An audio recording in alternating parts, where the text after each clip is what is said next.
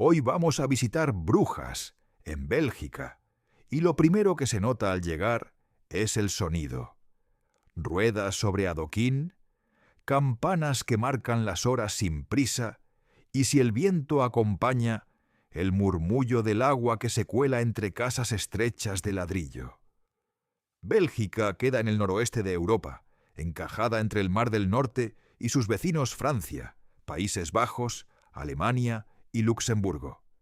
Y dentro de ese mapa pequeño pero muy denso, Brujas ocupa un lugar especial. Fue puerto, fue potencia comercial, se apagó durante siglos y volvió a encenderse sin perder del todo su escala humana.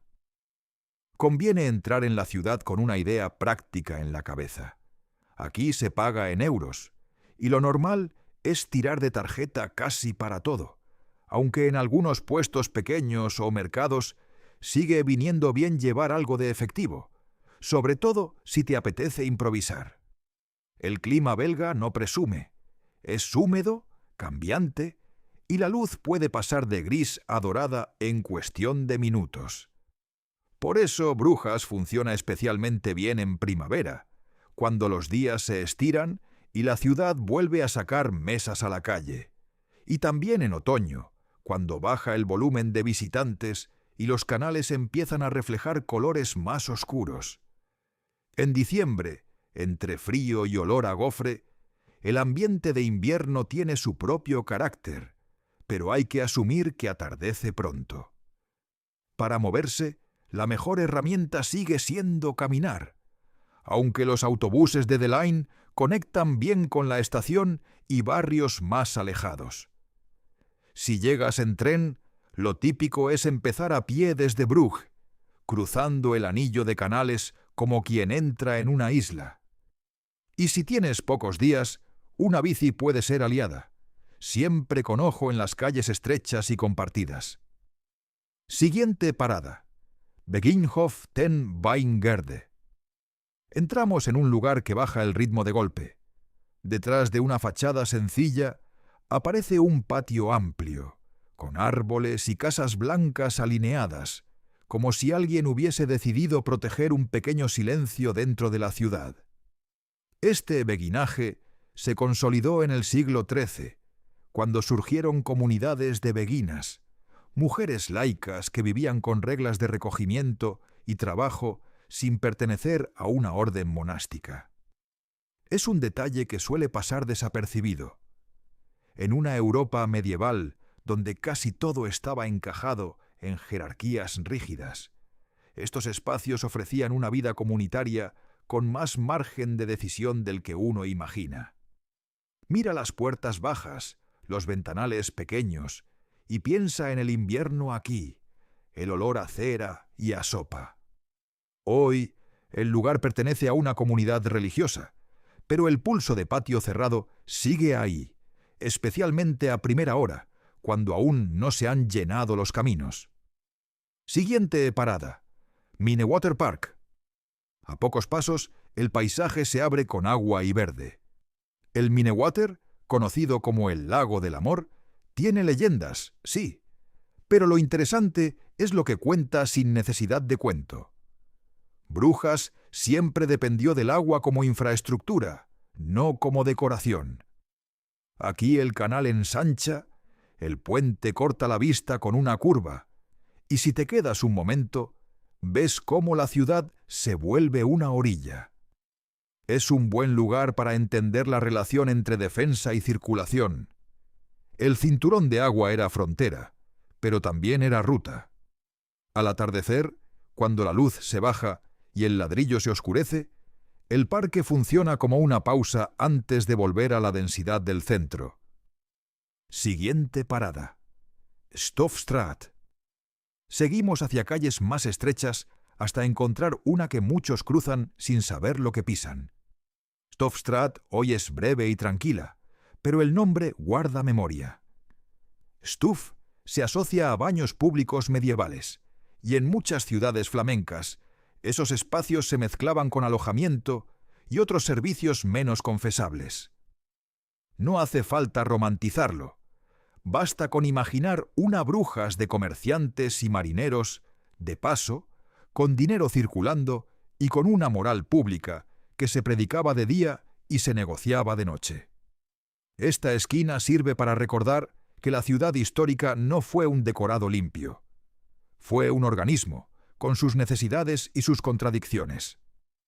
Siguiente parada. 11 Lieve Brouwekerk. La aguja de la iglesia de Nuestra Señora se impone incluso cuando todavía no la ves completa. Es una de esas presencias que te orientan sin mapa. Aquí la historia se vuelve material. Ladrillo, altura, siglos acumulados. La iglesia empezó a tomar forma en época medieval y fue creciendo en fases, como crecen las ciudades que prosperan. Dentro, el visitante suele ir directo a una pieza muy concreta: la escultura de la Virgen con el Niño de Miguel Ángel. Lo interesante es pensar cómo una obra así terminó en una ciudad del norte. Por comercio, por encargos, por una brujas conectada a rutas europeas cuando aún no existía la palabra globalización. Si puedes, entra cuando haya menos gente. El espacio se entiende mejor cuando el silencio vuelve a ocupar la nave. Siguiente parada. Sint Jans Hospital. A un lado aparece el antiguo Hospital de San Juan, que no se visita solo por sus salas, sino por lo que representa. Una ciudad rica que también necesitaba organizar el cuidado. Este hospital funcionó durante siglos, desde época medieval, atendiendo peregrinos, enfermos y pobres.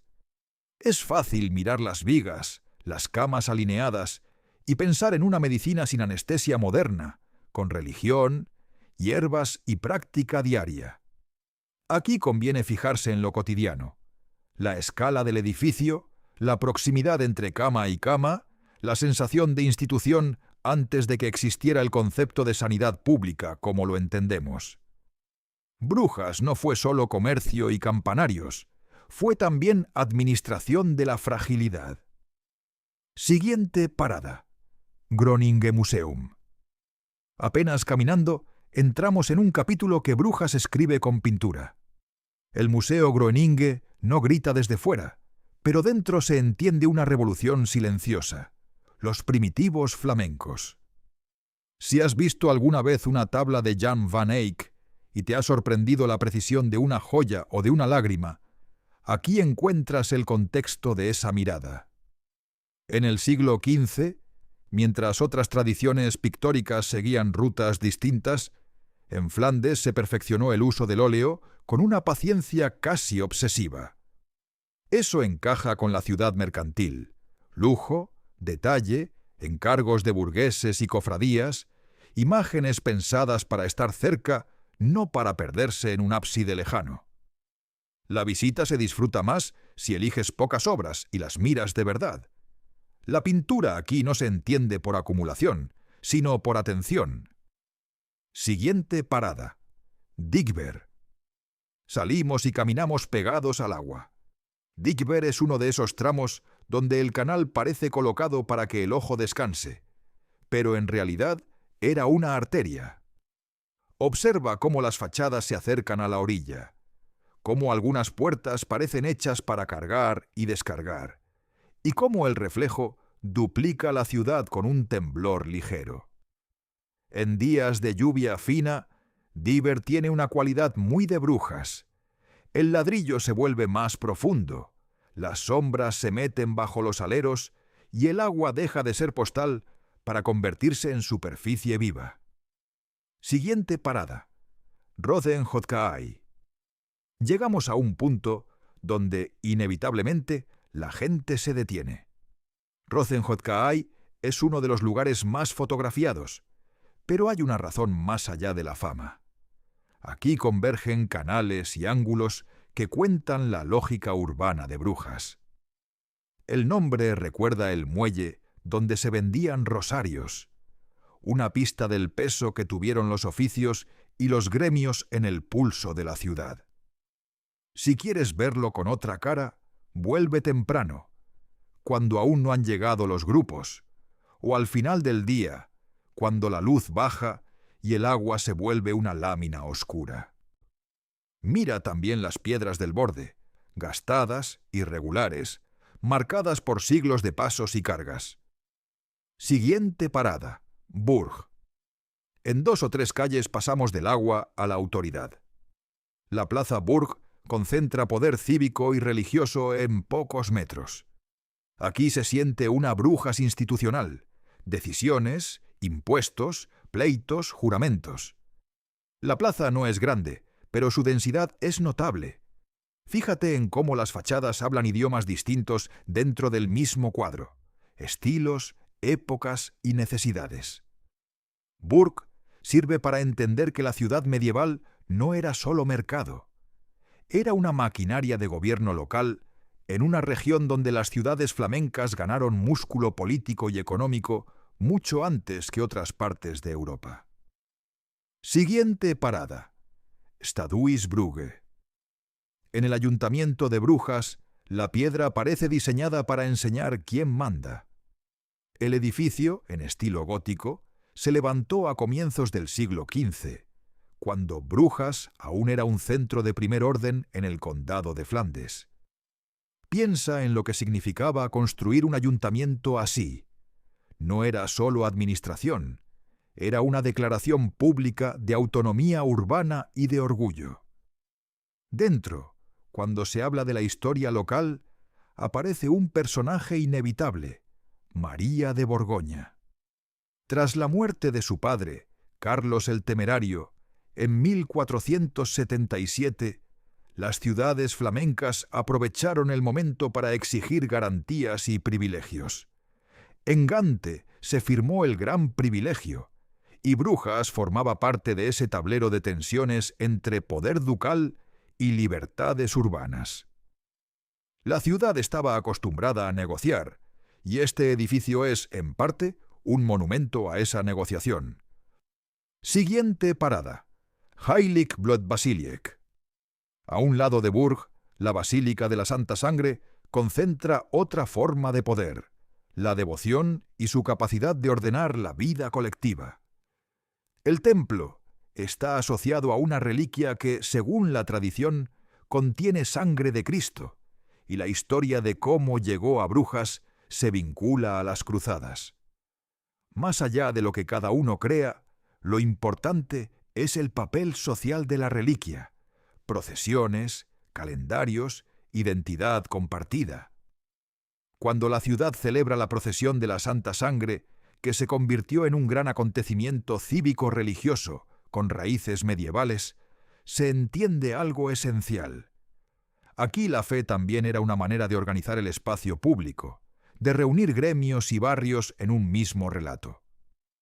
Siguiente parada, Markt. La plaza del mercado es el lugar donde Brujas sube el volumen. Se abren las fachadas escalonadas, aparecen terrazas, y el espacio parece hecho para el intercambio. En la Edad Media, el mercado era economía, pero también información, precios, rumores, alianzas. Si te quedas en el centro y giras lentamente, verás cómo cada lado compite por atención, como si la arquitectura aún recordara la rivalidad entre casas de comerciantes. En días de mucho turismo puede costar imaginarlo, pero si vienes por la mañana, cuando la ciudad se despereza, el Markt recupera algo de su función original, punto de encuentro antes que escenario. Siguiente parada, Belfort. El campanario, el Belfort, no era un adorno, era un instrumento de control. Desde aquí se marcaban horas, alarmas, reuniones.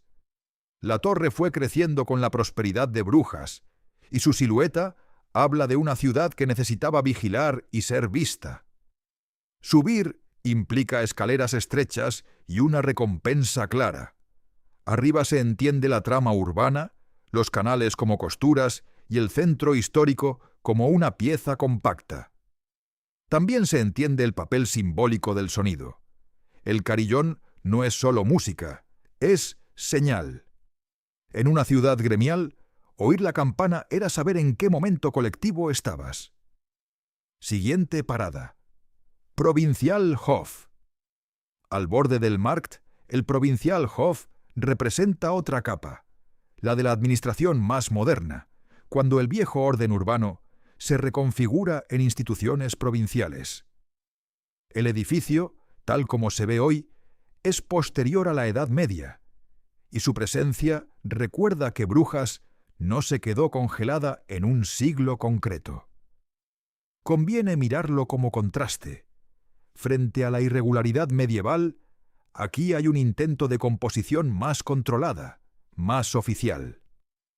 Es una esquina útil para hablar de cómo las ciudades europeas van superponiendo funciones sin borrar del todo lo anterior. Siguiente parada. Sint Salvators Catedral. Caminamos unas calles y llegamos a la Catedral de San Salvador. No siempre fue catedral. Ese rango llegó en el siglo XIX, cuando se reorganizó el mapa eclesiástico belga tras la independencia del país, en 1830. Ese detalle importa, porque te obliga a mirar el edificio sin la etiqueta automática. Su historia es larga y cambiante, con incendios, reconstrucciones y ampliaciones que dejaron huellas en la piedra. Dentro, el ambiente es distinto al de otros templos más museísticos. Aquí hay vida litúrgica real, y eso se nota en el movimiento de la gente, en las zonas gastadas, en la forma en que la luz entra y se queda. Siguiente parada. De Halbman. Ahora el recorrido huele distinto. En la cervecería de Halbman, la historia entra por la puerta como algo que se bebe. La cerveza en Bélgica no es un accesorio, es cultura técnica, familiar y local. Esta casa cervecera tiene raíces antiguas y continuidad a través de generaciones, y eso permite contar un tema menos obvio. Cómo una ciudad tan vinculada al pasado también ha tenido que adaptarse para sobrevivir sin convertirse en un museo. Si entras, mira la maquinaria, los espacios de trabajo y la logística.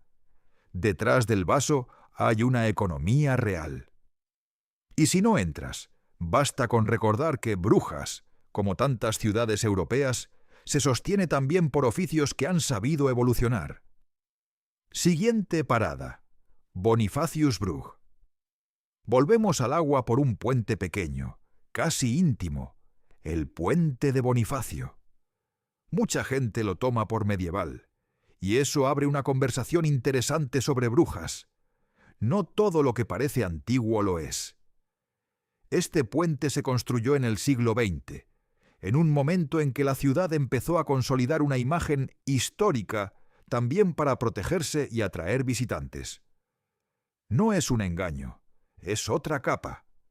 Brujas entendió que su patrimonio era frágil y al mismo tiempo que su economía futura dependería de cuidarlo y contarlo. Aquí, con el canal debajo y la piedra clara, se ve cómo una ciudad puede intervenir en su propio pasado sin romperlo del todo. Siguiente parada. Jerusalemkerk. Nos alejamos un poco del eje más concurrido para llegar a la iglesia de Jerusalén. Esta parada suele sorprender porque cuenta una historia de viajes cuando viajar era una empresa peligrosa y lenta.